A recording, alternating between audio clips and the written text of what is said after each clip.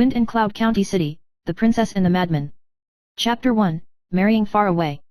During the Shunda period, Liu, the princess of the Sui family in the water town in the south of the Yangtze River, was promised by the royal family to Lingda County, a small border county in the west of Daifeng, and married Li Zhenan, the local county guard.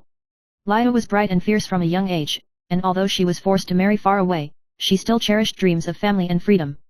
When she embarked on the road to the west, she was wearing a brocade robe embroidered with a golden phoenix, and her eyes flashed with determination. "Mother, you must take care, we will wait for you to come back." Her personal maid Suya had tears in her eyes. After thousands of miles of mountains and rivers, Liu arrives in this strange and cold frontier town, where she is greeted by Li Zhenan's calm gaze. However, the situation in the west is far more dangerous than she imagined.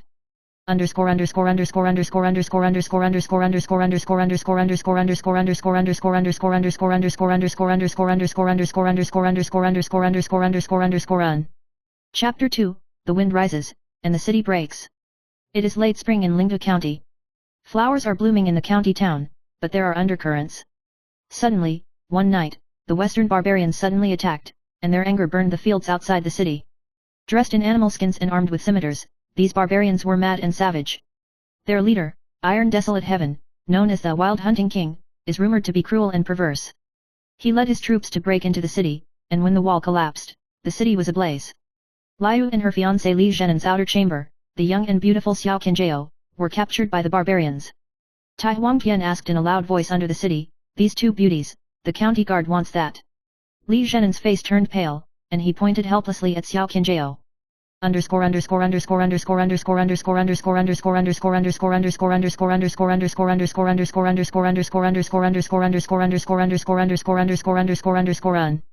Chapter 3, The Princess's Prison. As a princess, Liu was taken captive by the western barbarians and taken to the tent of the Iron Desolation. "Princess Daifeng." Tai Huangtian raised a sneer at the corner of his mouth, "Come here." Liu's eyes were like torches, and she replied coldly, "Release them." Iron Desolate waved his hand contemptuously, "This is not the place for you to speak." The undercurrent in the hearts of the two of them surged, and an elusive light flashed in Tai Huangtian's eyes.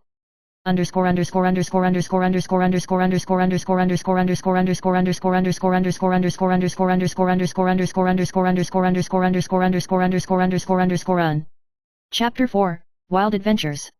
In the barbarian camp, Liu befriended several mysterious figures with the other prisoners. Among them, there is a western barbarian girl, Lan Wei, who has a dark complexion but an elegant temperament, is good at bows and arrows, and was once a close confidant of Tai Huangtian. Lan Wei treats Liu coldly, but secretly cares. The other is Mo Hui, a traitor to the Han nationality, with a gloomy appearance and a confusing identity, who seems to have his own plans. Liu gradually realized from them that the storm was not as simple as it seemed.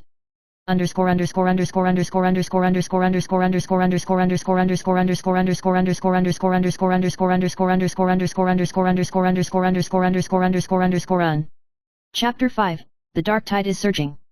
After the fall of the county seat, Li Zhenan fled back to the Lingda county government and faced pressure from his superiors and public grievances. He began to doubt his former loyalty and decision, and his heart became more and more conflicted. Meanwhile, in the county city, Xiao Qinjiao's situation became increasingly awkward because she was chosen by Tai Huangtian to become his concubine. There is an indescribable subtle emotion between her and Tai Huangtian. In the midst of this tug-of-war, Liu secretly plots an escape plan and collaborates with Lan Wei and Mo Hui.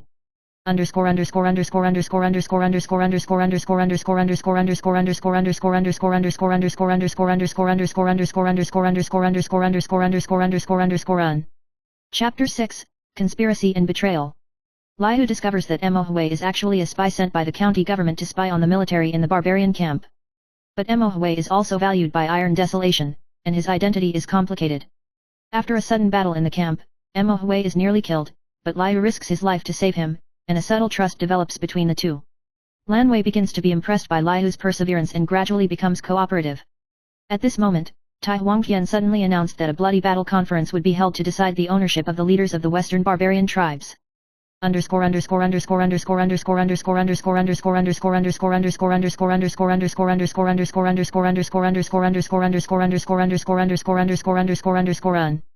Chapter 7, The Bloody War. At the Blood Battle Conference, Tai Huangtian personally went into battle to show his amazing martial arts and cruel methods. Liu saw the law and order of this wild land, and felt an unprecedented crisis. Lan Wei's archery skills were also revealed at the conference, and her cooperation with Liu grew stronger. Mo Hui secretly sent news, Dai Feng is gathering a large army to march eastward, and there are people in the barbarian camp who are planning to fight against the water.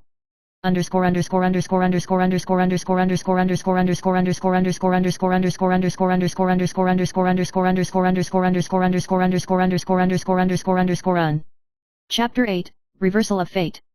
At the end of the Blood War, Liu defeated many of her opponents with her wits and courage, earning the respect of the barbarians. She proposes a plan to exchange peace for freedom, which puts Tai Huangtian in a dilemma. Xiao Qinjiao was also struggling between Tai Huangtian and the county government because of love and contradictions at this time. Eventually, Tai Huangtian agreed to negotiate with Dabong, and Liu was freed to become a peace emissary.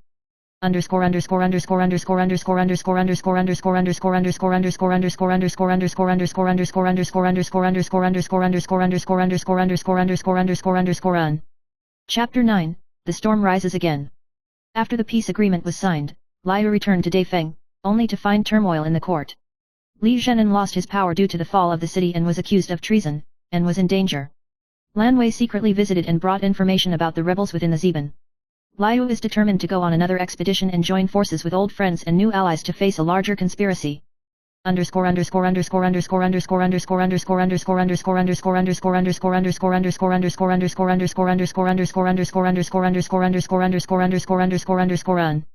Chapter 10, The Dawn of the New Century.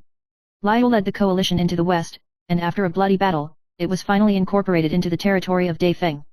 Her relationship with Tai Huangtian is complex but deep, and she eventually turns enemies into friends. Lan Wei and Mo Hui each found a new mission. Liu returned to the court as a generation of emperors, pushing for reforms that would make peace and prosperity the cornerstone of the future.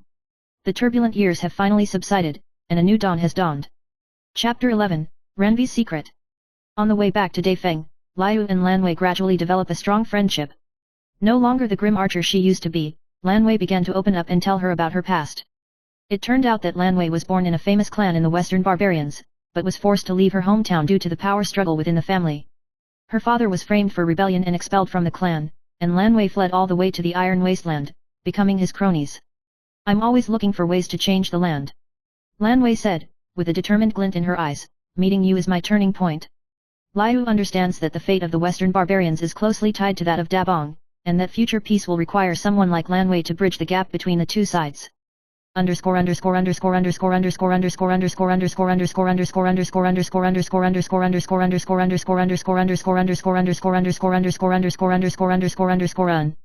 Chapter 12, Li Zhenan's Desperate Situation.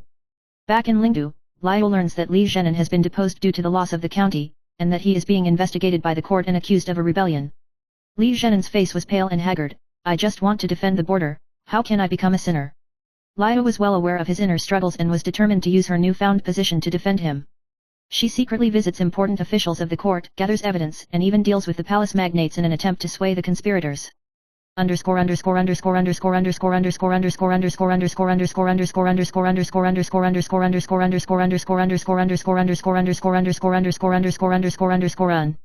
Chapter 13, The Storm of the Palace. Liu's actions caught the attention of the opposition within the court. Qin Jingxuan, a powerful minister at the crown prince's side, secretly set up a plot to weaken Liu's power. At a court banquet, Liu was framed and accused of colluding with the Western barbarians to threaten Dai Feng's safety. In the face of heavy pressure, she remained calm and gradually resolved the crisis with excellent eloquence and ironclad evidence. At the same time, Lan Wei and Mo Hui secretly investigated Qin Jingxuan's shady scenes, and accidentally discovered that he had secret contacts with the remnants of the Western barbarians.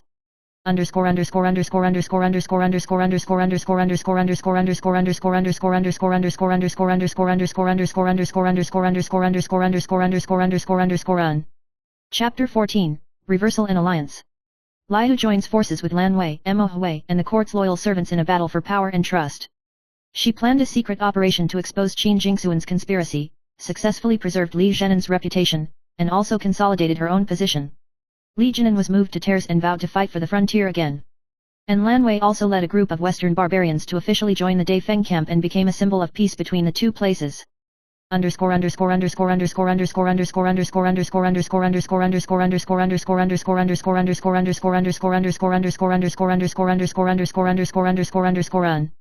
Chapter 15, The Beginning of the New Century. After many twists and turns, Liu eventually became an indispensable Ming monarch in the Daifeng court, pushing for reforms, ethnic integration, and prosperity on the frontiers. Together with Lan Wei, Li Zhenan, and Mo Hui, she establishes a new order and turns old hatreds into cooperation. Iron Wasteland took a backseat among the western barbarian tribes and became the guardian of peace. The story ends under the rule of Liu, symbolizing the dawn of a new era, the return of storms, but peace and hope.